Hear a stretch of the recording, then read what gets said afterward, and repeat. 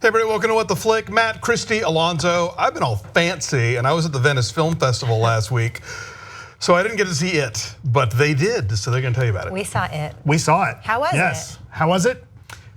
It was good. Yeah. It was good. All right, so I will tell you about it. It is a thing that manifests your worst fears, and it follows some children, torments them.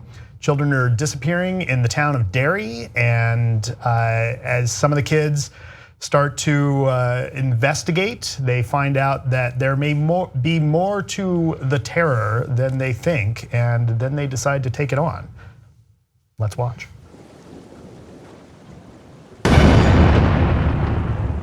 Here, take it. My grandfather thinks this town is cursed. That all the bad things that happen in this town are because of one thing. An evil thing. I saw something. The clown. Yeah, I saw him too. So this is scary as hell. Whether or not clowns are the thing that scare you, clowns creep me out. I find clowns funny. If you don't find clowns scary, you're probably in the minority. I say this all the time. I tell Gabriel this. Gray gets mad at me when I say this. Clowns are to be pitied, not feared. Oh, no. Come on. Not Pennywise.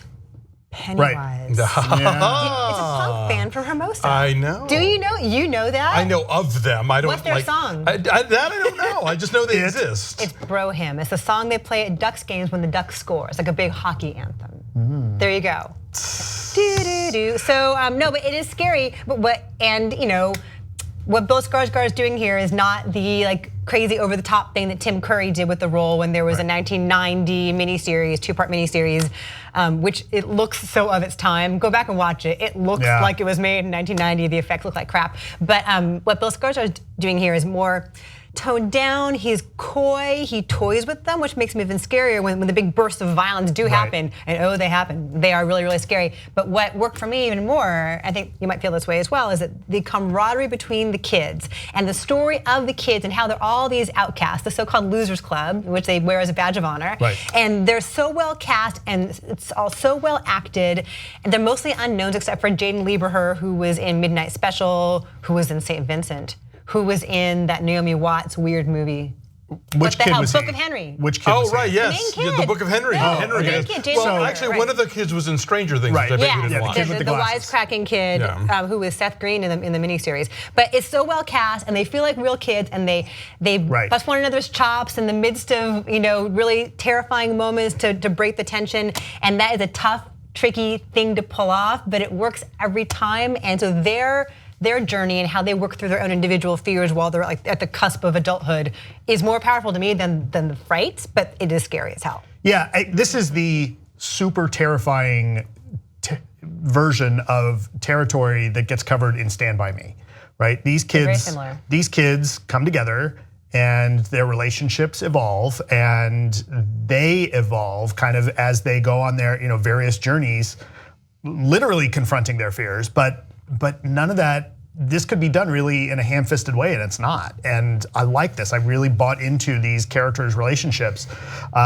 especially the change in dynamic with the girl. Sophia Lillis. Right, Sophia Lillis. She's a star. She is great. Terrific. Yeah. She's very good. The kid that's new to the town. Who plays Ben? Let's look him up. He was really good. Yeah. He was really good. I mean, they're all really good. I really enjoyed this. The movie is over 2 hours long. It doesn't feel like it. But it doesn't feel like it. There's a couple places where you start to, if it feels like it, it's because it's so intense, it gets a little exhausting. That's where I would say the knock is not so much that it drags in any particular spot, so much as by the time you get to the end, it's not exactly punishing, but you're wrung out. Like you're kind of wrung out. But it's good, the imagery over and above just the clown, like the other terrifying imagery in this, there's that particular painting, and there's the father, And there's a leper. There's a it's leper. One of the kids' fears. Right. There's a leper, and then there's the mean tough kids that are really well cast. I mean, this is a movie that's set in what, like the late 80s, 1988 and 89. 88. Yeah, so the young, it's like the book. The younger brother dies. That's October of '88. But the book's it's the 50s. Right. When kids, right. So they've messed with the time frame all over the place, but they've moved it to late '88, mid '89, and they don't go back and forth in time the way the book does and the way the miniseries did. They stay with these kids in the '80s, and that's part of why I think it works so well. Are we getting a second movie with the adults? Do we know? Well, depending. If everybody goes and sees it, then we will. See what the credits tell you. Right. Stay during the credits. Now, did you see Stranger Things? Yes. And how does this play? Because Stranger Things is so much built upon stuff like The Goonies and It and these sort of those kind of stories. Now that we've seen that, how does this play? This still feels very fresh. Okay. It still feels absolutely very fresh in that, even though it shares a cast member, these characters are drawn sharply enough that they're not just the cliche characters that you would expect otherwise. The lead character is still wrestling with his feelings around losing his brother, and there's the kid that's kind of the one that's afraid of the leper and his mom is kind of doing a Munchausen by proxy thing with him. The characters are all drawn really well, and they interact with each other, and the dialogue's good enough, and the relationships, do they cover similar territory that you see in Stranger Things? Sure, but there's enough freshness here, and there's a sense of urgency here that I think Stranger Things doesn't have. And I like Stranger Things a lot, but this one, because it's a movie, there's real pressing things because people are continuing to disappear as the story goes on, and as you get into the backstory, is this the faster version? And again, it does cover a lot of similar territory, but this is its own thing. And obviously, it came first. I mean, I get that Stranger Things is a reference to this stuff, but it's that thing where you see the original thing and then you see somebody play off it, and then going back to the original is always kind of different. But it sounds like it still works. And even though it's set in the same era, I really like this. It's really well done. You really are, as cliched as this will sound, you're on the edge of your seat. This is, for a scary movie, and when we get some of the more terrifying images, that thing's got a lot of teeth. I'm not gonna say anything else, but like a shark. Yeah, there's a lot of teeth involved. Really fast before we forget, Finn Wolfhard is the actor That's the kid who from is Stranger in both Things. Stranger Things and this, and then the young kid who plays like the new kid in town is Jeremy Ray Taylor. Chosen Jacobs is really good as like the one black kid in town who deals with all kinds of horrible racial bullying, and then Jack Dylan Grazer is like the kid with asthma. Yeah. So it's just really, really well cast because it is mostly unknowns, except for Jaden Lieberher. That does help make it convincing that these are real kids and like they're profane and they tell swaggering sexual jokes, so they're clearly not mature enough to even get what they mean, and so that all feels real. Like when you're trying to prove yourself and be more grown up than you actually are, although you're terrified inside. That all felt very, very true. We should mention Andy Muschietti directed this. He did Mama, remember the Jessica Chastain horror film, and that was very moody. And you see glimmers of that kind of horror style here quite often. There's in the beginning, the killing in the beginning. He keeps cutting away to a cat on the porch that watches the whole thing. And just like the pacing of that is just chilling. Like the eye for detail and the mood he sets is really chilling. So that all worked a lot. For me, the reason I don't love this, I gave it 3 stars out of 4 when I reviewed it for RogerEbert.com. That big, long set piece, a big climax at the end.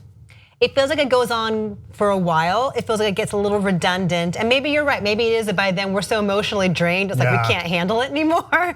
But also it takes a while, and it's set in a dark kind of underground lair. So for me at least, it was tough sometimes to see exactly what was going on, even though clearly the visual effects are there when Pennywise runs through, how to respond to all the various kids' attacks. He morphs. This is not a spoiler. Yeah, he's got a lot of tricks up his ruffled sleeves, if you will. Right, there's a sense of urgency, and the tension mounts and builds throughout the movie, and then we get to the part you're talking about, and it stops doing that. right? It kind of stays at a level, and the rhythm of that final set piece is a little off, and that's so I didn't quite love it as well. But the journey to get there is really good. Yes, we should mention also the Cary Fukunaga is among the screenwriters. Oh.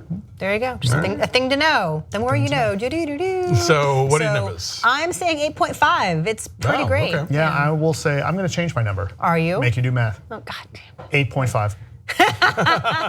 Thank you. You're Go welcome. easy on the girl. So 8.5 is our number, and where is it? It's 88 tomato meter.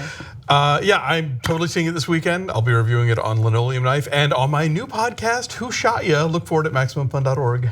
Wow, that was a shameless. I know. I don't do that very often though. Bye.